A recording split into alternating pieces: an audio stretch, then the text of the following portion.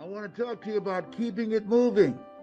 And one of the things that I encourage you to do is take the time to think about your life. Think about the behaviors and be honest with yourself. What are the things that you know that if you stop doing, it will advance your life? It will advance your career. It will allow you to accelerate rebuilding your business. It will allow you to have a greater impact in this thing called life. What do you think about that? Because this is a time that we have to rethink our lives. And stuff happens. I wanted to be on today, but I had to go to the dentist. But I can't let that stop the work that I have to do. I want you to remember, B. Is it live, live life to the fullest, to the fullest. And so when you think about your life, think about the things that you want to get done now. Get it done in 21. There are things that I want to do for my children and with my children, for my grandchildren and with my grandchildren. And so having the initiative to do that and not put it off any longer so that they don't decide just to get together for my funeral, which is going to be a celebration. That I want you to think about what are the chances of your having a Zoom with all the family members talking and communicating with each other. Some of y'all are doing that right now.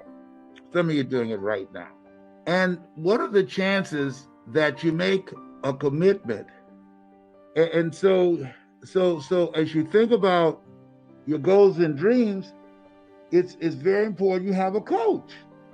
Somebody who's experienced, who's able to help you. It took me 3 years to earn my first million. 3 years.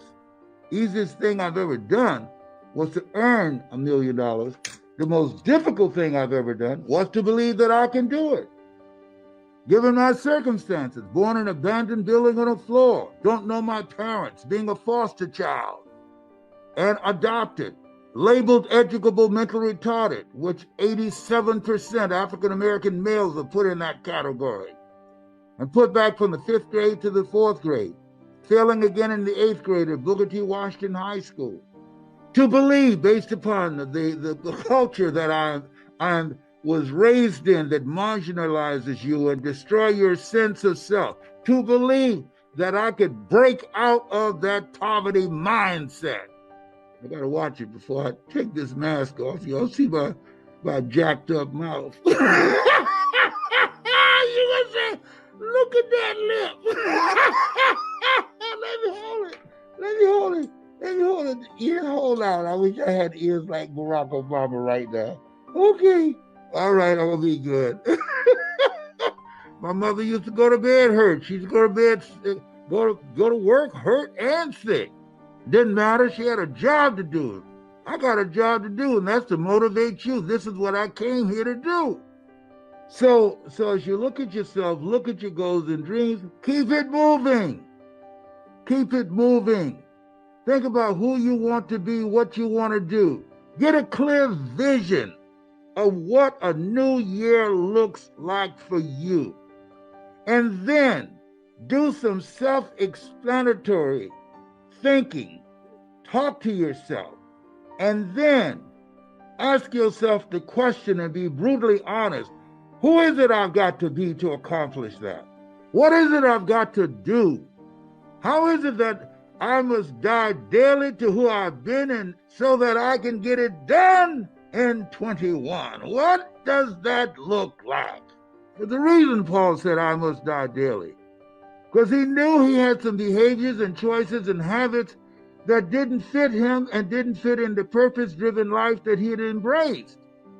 This is about dying to who you've been and embracing to who you are to become. And so as you think about yourself, think about your goals and dreams. You can't do it by yourself. So I'm looking for some people that would like to be a part of my community. A lot of people going through some stuff right now. the major stuff. My goal is to help. My goal is not to be an onlooker. Just stand around and look and say. I was 20 years old. I was at my lowest point.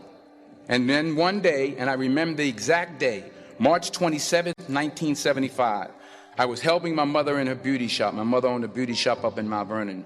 And there was this older woman who was considered one of the elders in the town. And I didn't know her personally, but I was looking in the mirror, and every time I looked at the mirror, I could see her behind me, and she was staring at me. She just kept looking at me. Every time I looked at her, she kept giving me these strange looks. So she finally took the dryer off her head and she said something I'll never forget. First of all, she said, "Somebody give me a piece of paper. Give me a piece of paper." She said, "Young boy, I have a prophecy, a spiritual prophecy." She said, "You are going to travel the world and speak to millions of people." I began at Fordham University as a pre-med student. I took a course called cardiac morphogenesis. I couldn't read it, I couldn't say it, I sure couldn't pass it. So then I decided to go into pre-law, then journalism. And with no academic focus, my grades took off in their own direction. I was a 1.8 GPA one semester, and the university very politely suggested that it might be better to take some time off. I found that nothing in life is worthwhile unless you take risks. Nothing. Nelson Mandela said, "There is no passion to be found playing small and settling for a life that's less than the one you're capable of living." Fail big. You will fail at some point in your life. Accept it. You will lose. You will embarrass yourself. You will suck at something.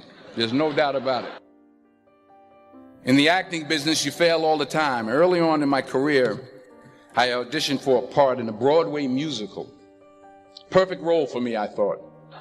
So I'm in the wings. I'm about to go on stage, but the guy in front of me, he's singing like Pavarotti, and I'm just shrinking. I'm getting smaller and smaller. So they say, "Oh, thank you very much, and you'll be hearing from us." So I come out with my little sheet music, and so I assumed I didn't get the job. But the next part of the audition, he called me back. The next part of the audition is the acting part of the audition. Now I'm like, hey, okay, maybe I can't sing, but I know I can act. So they pair me with this guy, and again, I didn't know about musical theater. And musical theater is big, so they can reach everyone all the way in the back of the stadium. And I'm more from a realistic, naturalistic kind of acting where you actually talk to the person next to you. But here's the thing. I didn't quit. I didn't fall back. I walked out of there to prepare for the next audition, and the next audition, and the next audition. I prayed. I prayed. And I prayed, but I continued to fail and fail and fail. But it didn't matter, because you know what? There's an old saying, you hang around the barbershop long enough, sooner or later you're going to get a haircut.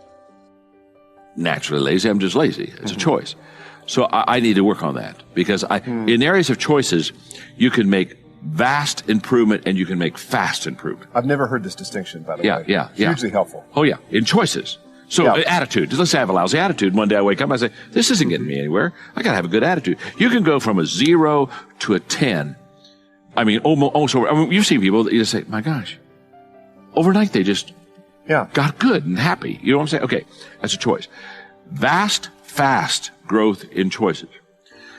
In giftedness, DNA, wiring, your growth is very, very small.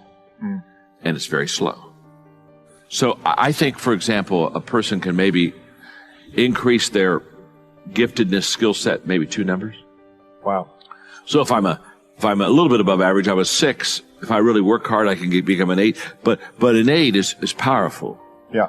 8 has a huge return. So what I tell people is in areas of giftedness, that's where you have to work on your strengths. if I'm a 2 in something, I'm very weak in a skill. If I worked hard, I could only become a 4. I'd still be below average. So what I tell people is, you got to ask yourself, is it going to give me the return? So in the area of strengths, you got to pour yourself into the things that you're already good at, because that'll really set you apart from average. Yeah. But in areas of choices, go for those weaknesses, because you and I don't you know people that are highly skilled but they have a lousy attitude, or they're not self-disciplined, and they're never going to get anywhere, and they're never going to get anywhere because they didn't. So in areas of choices, work on your weaknesses, but in areas of strengths and skills, just work on your strengths.